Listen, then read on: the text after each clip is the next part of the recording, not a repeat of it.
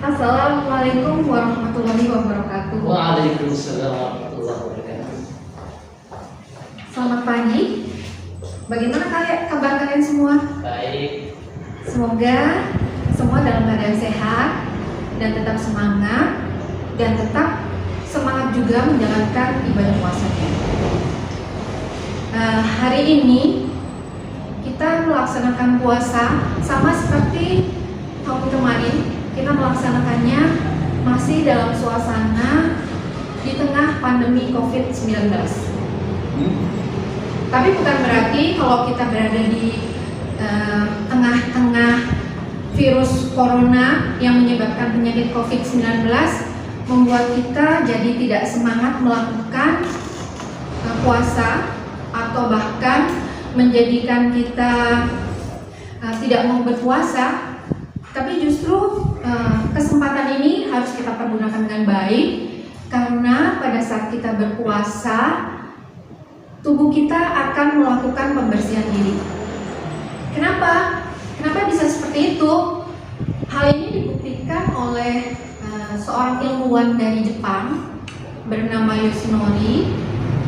Beliau melakukan serangkaian penelitian dan juga sudah diakui, bahkan mendapatkan hadiah Nobel kedokteran, bahwa pada saat kita berpuasa itu tubuh kita menghasilkan suatu protein tertentu yang disebut dengan autophagisome.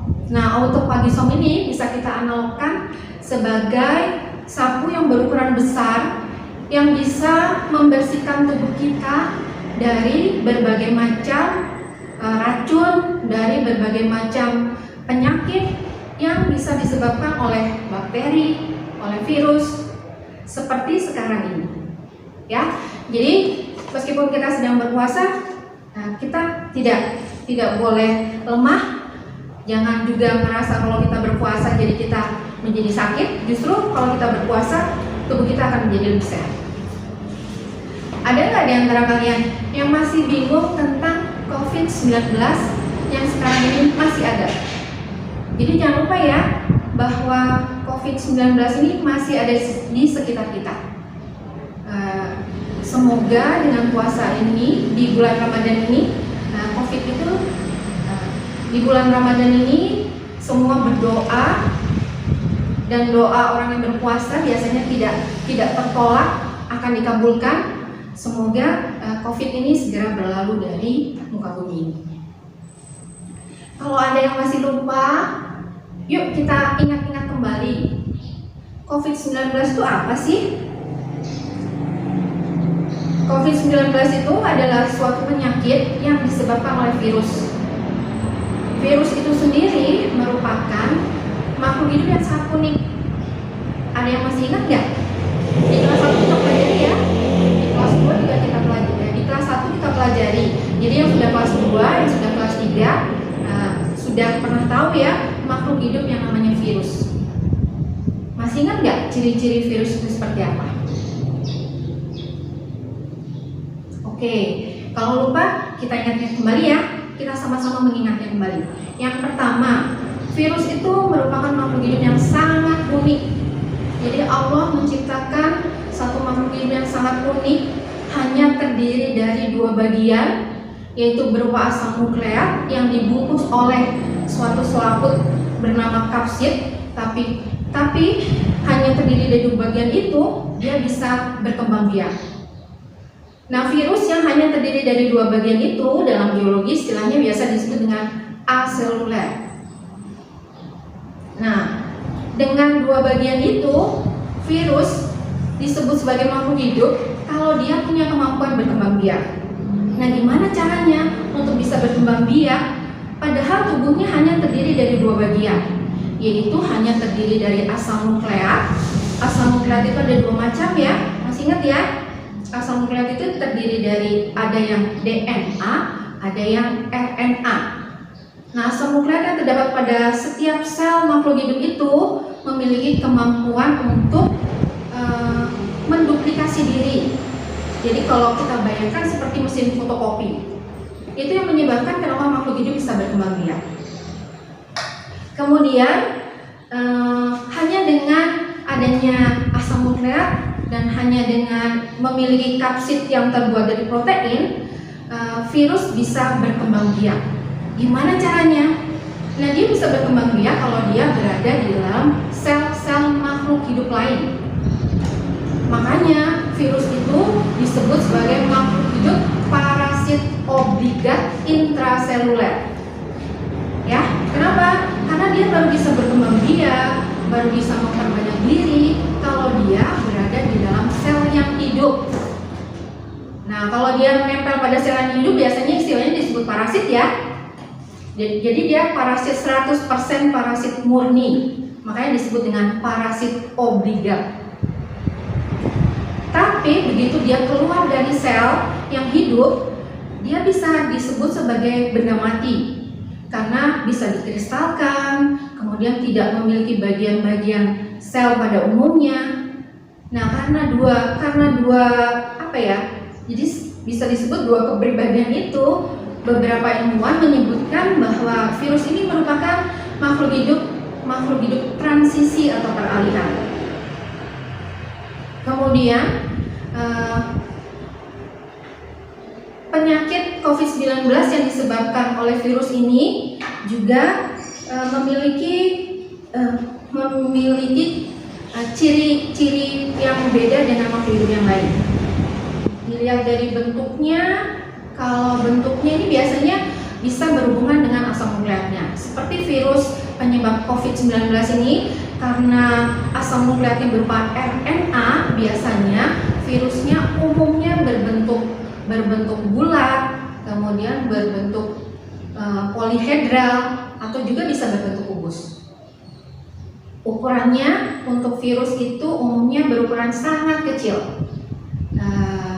Kalau diukur bisa mencapai 20-300 milimikron. Jadi untuk melihatnya, makhluk hidup ini tidak bisa menggunakan mikroskop biasa, harus menggunakan mikroskop elektron yang memiliki perbesaran ribuan kali. Oke, itu tadi ciri-ciri umum virus ya. Nah, sekarang kita lebih fokuskan virus yang menyebabkan penyakit COVID-19. Nah, virus yang menyebabkan penyakit COVID-19 termasuk ke dalam coronavirus. Seperti apa sih ciri-ciri coronavirus ini? Coronavirus ini merupakan virus yang asam nukleatnya terbuat dari RNA. Nah, karena asam nukleatnya terbuat dari RNA, sehingga virus ini biasanya memiliki daya mutasi yang sangat tinggi. Itu salah satu ciri khasnya ya. Kemudian coronavirus penyebab COVID-19 ini juga hampir sama seperti coronavirus yang menyebabkan penyakit MERS yang pada saat tahun 2002 sampai 2023 juga menjadi wabah atau pandemi. Meskipun tidak sedahsyat seperti sekarang ini ya. Pandemi MERS waktu itu menyebabkan kematian sekitar 8.000 jiwa. Tidak seperti sekarang ini.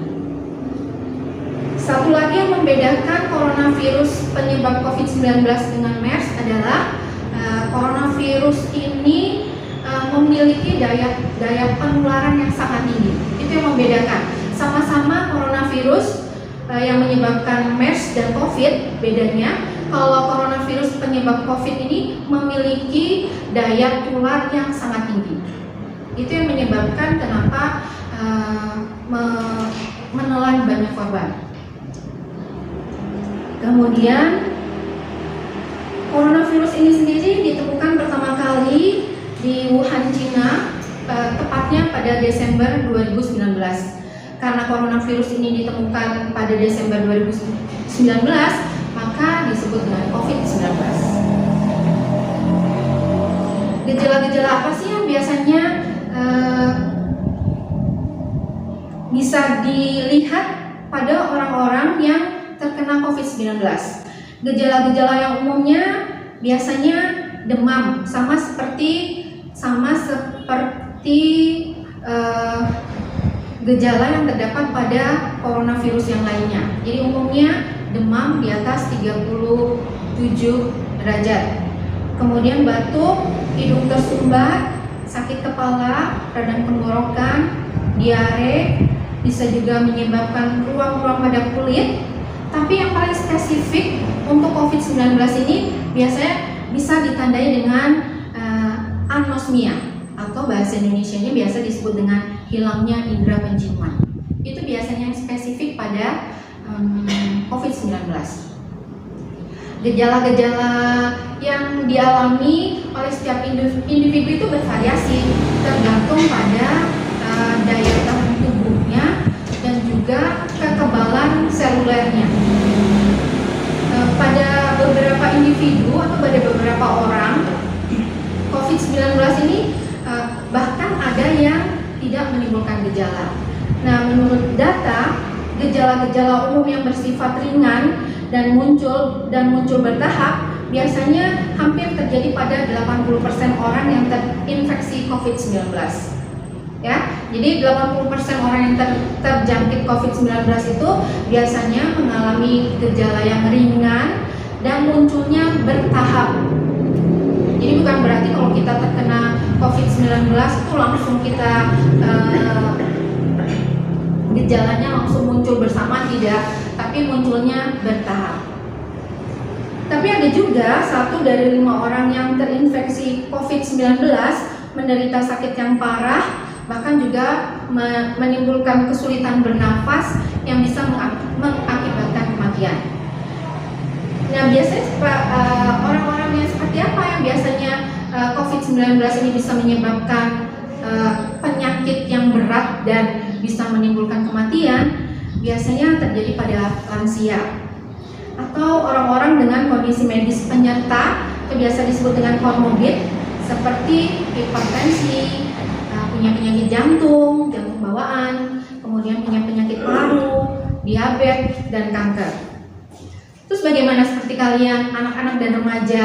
Apakah kalian juga memiliki resiko terinfeksi dan menularkan ke orang lain? Sama ya. Jadi seperti lansia dan orang-orang yang orang-orang umumnya, kalian sebagai bagian dari populasi yang remaja ini biasanya juga memiliki resiko terinfeksi dan menularkan ke orang lain sama seperti kelompok usia lainnya. Kemudian virus corona ini tadi disebutkan ya, tadi di awal Ibu sudah menyebutkan bahwa virus ini kalau di luar sel yang hidup dia bisa dikristalkan, bisa juga disebut benda mati. Nah, sekarang virus corona yang menyebabkan COVID-19 ini punya daya tahan hidup berapa lama ya? Tergantung medianya di mana dia menempel ya.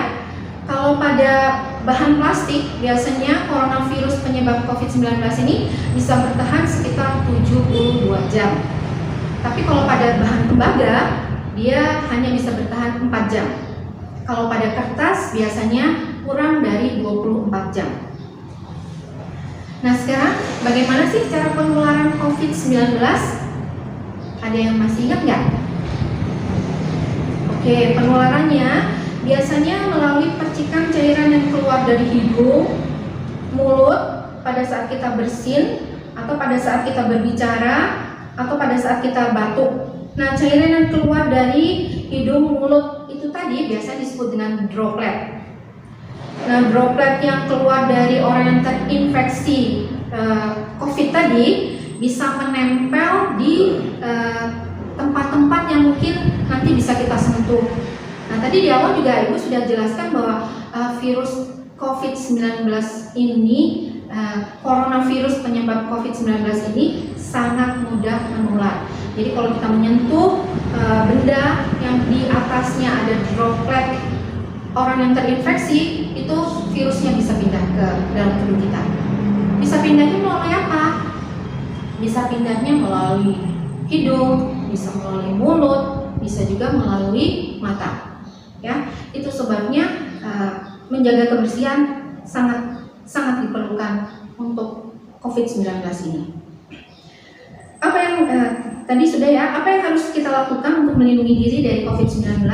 Banyak cara yang bisa kita lakukan untuk melindungi diri dari COVID-19 ini. Yang pertama adalah kita bisa melakukan gerakan 5M. Jadi kalau 3M kurang, sekarang kita lakukan gerakan 5M. Apa saja 5M itu? Yang pertama adalah mencuci tangan. Mungkin Allah menurunkan pasukan berupa virus yang tidak terlihat oleh mata, ukurannya sangat amat kecil ke dunia ini. Salah satunya adalah mengajak seluruh umat manusia untuk kembali hidup bersih. Yang pertama itu tadi ya, karena tadi droplet ada di mana-mana, kemudian bisa saja kita sentuh, kemudian pada saat kita sentuh bisa virusnya bisa pindah ke dalam tubuh kita. Itu sebabnya kita harus rajin mencuci tangan. Nah, mencuci tangannya baik adalah dengan menggunakan air yang mengalir ya. Menggunakan sabun biasa juga virusnya sudah akan mati. Tapi kalau misalnya kita sedang berada di tempat yang tidak tersedia air, kita boleh menggunakan pembersihan tangannya, bisa menggunakan hand sanitizer. Kemudian gerakan M yang kedua adalah menjaga jarak. Jadi droplet yang keluar dari orang yang terinfeksi COVID-19 ini biasanya akan bisa berterbangan di udara, kemudian baru menempel dan jatuh di tanah dan lain sebagainya. Ini biasanya berjarak sekian beberapa meter ya. Nah, untuk menghindari agar kita tidak terpapar itu, maka kalau kita berada di tengah kerumunan, kita harus menjaga jarak. Jarak minimalnya adalah 1-2 meter. Yang ketiga, menggunakan masker. Bahkan ada slogan, maskermu melindungimu, maskermu melindungiku, dan maskerku melindungimu.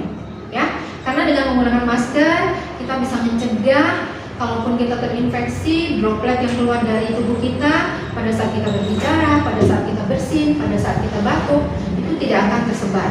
Ya. Kemudian yang keempat adalah menjauhi kerumunan.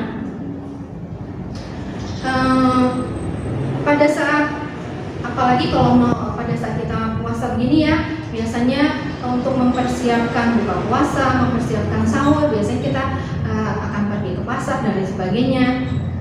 Atau untuk mempersiapkan nanti lebaran, mungkin ada yang punya baju baru dan sebagainya, sehingga kita berkeinginan untuk mendatangi kerumunan. Nah, pada saat kita sedang berada di COVID-19 ini, sebisa mungkin kita menjauhi kerumunan, ya. Itu adalah salah satu cara agar kita tidak tertular. Yang kelima atau yang terakhir adalah mengurangi mobilitas atau pergerakan. Salah satunya kenapa kita sekolahnya tidak tatap muka, itu adalah salah satu cara, salah satu langkah kita mengurangi mobilitas. Jadi yang sekolah tetap sekolah, tapi sekolahnya dilakukan di rumah. Yang bekerja tetap bekerja, tapi bekerjanya di rumah, ya. Kemudian langkah yang kedua yang bisa, itu tadi ya, langkah yang pertama melakukan 5M. 5M tadi sudah saya jelaskan. Kemudian langkah yang kedua yang bisa kita lakukan untuk kita terhindar dari COVID-19 adalah mengkonsumsi makanan bergizi dan seimbang agar imunitas kita menjadi baik. Makanan bergizi itu yang seperti apa sih? Makanan yang mengandung zat-zat gizi yang diperlukan oleh tubuh kita. Zat-zat gizi itu bisa berupa karbohidrat, bisa berupa protein, bisa berupa lemak, vitamin dan mineral. Nah, jadi dalam makanan yang kita konsumsi harus mengandung kelima bahan itu tadi. Ya, itu yang disebut dengan makanan bergizi. Jadi kalau makan jangan hanya makan karbohidrat saja, atau jangan hanya banyak lemaknya saja, tapi harus seimbang antara protein, lemak, karbohidrat, vitamin dan mineral. Dan juga harus seimbang ya. Jadi komposisi karbohidrat berapa, komposisi lemak berapa, komposisi protein berapa. Nah, itu akan memberikan dampak yang baik pada tubuh kita. Salah satunya adalah meningkatkan imunitas tubuh kita. Kemudian yang ketiga, meskipun kita sedang puasa, kita harus tetap bergerak salah satu caranya kita harus tetap berolahraga, jangan tidur aja. Kalau kita puasa kemudian tidak bergerak atau tidur saja, ini bisa menyebabkan jadi pusing. Kenapa? Karena pada saat kita tidur, pada saat kita puasa, biasanya gula darah dalam tubuh kita itu sangat menurun. Nah, itu biasanya menyebabkan rasa pusing, kemudian rasa lemas. Nah, itu wajar karena gula darah dalam tubuh kita berkurang karena kita makannya pas sahur tadi. Jadi begitu kita beranjak siang, biasanya kita jadi lemes, kemudian ada yang pusing. Nah, salah satu caranya tidur. Jangan, ya. Jadi kalau bisa kita tetap bergerak, beraktivitas, berolahraga. Kenapa? Pada saat kita bergerak, beraktivitas, itu akan menyebabkan gula darah dalam tubuh kita tetap stabil. Kan? Kok bisa? Karena pada saat kita bergerak, cadangan makanan yang tersimpan dalam tubuh kita bisa berupa lemak yang terdapat pada otot atau bisa berupa glikogen yang terdapat pada otot, ini akan dibongkar. Nah, pada saat dibongkar itulah, pada pembongkaran itu bisa terjadi kalau kita bergerak. Jadi kalau kita tidur aja, itu bahkan menyebabkan kita tambah pusing. Tapi kalau kita bergerak, cadangan makanan dalam tubuh kita akan dibongkar, kemudian akan mengisi atau akan beredar di dalam peredaran darah kita, sehingga gula darah dalam tubuh kita akan tetap stabil. Dan itu tipsnya ya. Jadi kalau puasa jangan tidur aja. Kita bergerak.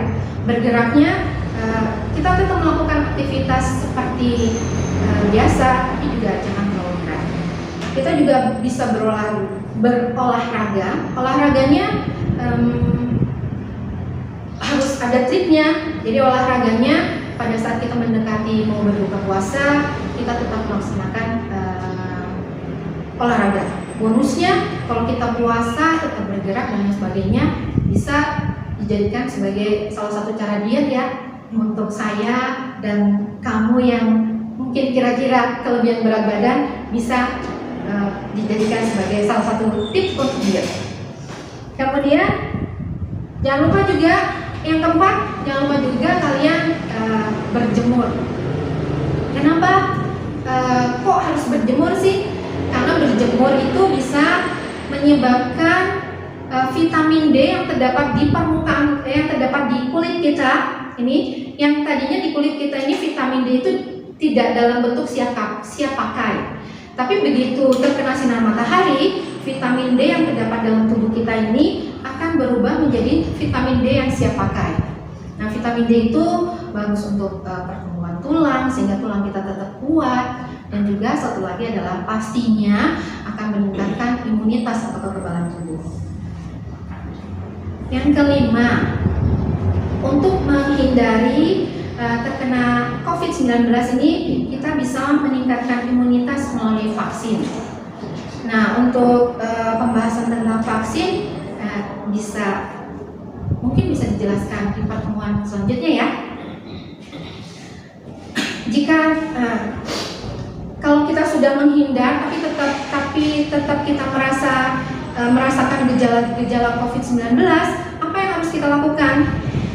Yang pertama adalah kita bisa melakukan isolasi mandiri. Sebelum kita melakukan isolasi mandiri, kita bisa mengecek apakah benar dalam tubuh kita terdapat virus corona yang menyebabkan COVID-19 ini, dan pengecekan apakah kita terpapar atau tidak itu bisa dengan berbagai cara ya. Bisa dengan rapid antibody yang biasanya hanya melalui darah, kemudian bisa rapid antigen yang biasanya bisa diambil dari cairan yang ada di mukosa hidung kita, atau bisa juga harus melakukan swab atau PCR.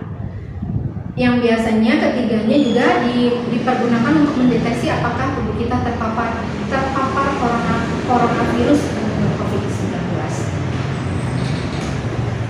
Itu tadi penjelasan tentang coronavirus penyebab COVID-19. Kalau misalnya ada yang masih bingung, nah sekarang ini kan banyak sekali ya berbagai media yang bisa bisa diakses untuk mencari atau untuk menemukan informasi yang kita perlukan tentang COVID-19. Akhir kata, mari kita tetap melaksanakan puasa, karena kita dia pada saat kita puasa dalam tubuh kita sedang terbentuk autophagisome, protein khusus yang bisa membersihkan diri kita. Kemudian puasa yang hanya terjadi setahun sekali, walaupun tahun ini masih diwarnai dengan situasi pandemi, namun bergembiralah dan bersemangatlah untuk melaksanakannya. Gak boleh surut. Sebagai umat muslim kita harus tetap meningkatkan keimanan dan tetap memperbanyak ibadah yang dapat dilakukan walaupun hanya di rumah. Tetap lakukan tadarus Al-Quran, qiyamul lail, sholat tarawih. Semoga pada saat kita berpuasa, doa-doa yang kita panjatkan akan diijabah oleh Allah dan pandemi COVID-19 ini segera berlalu. Billahi taufiq wal hidayah.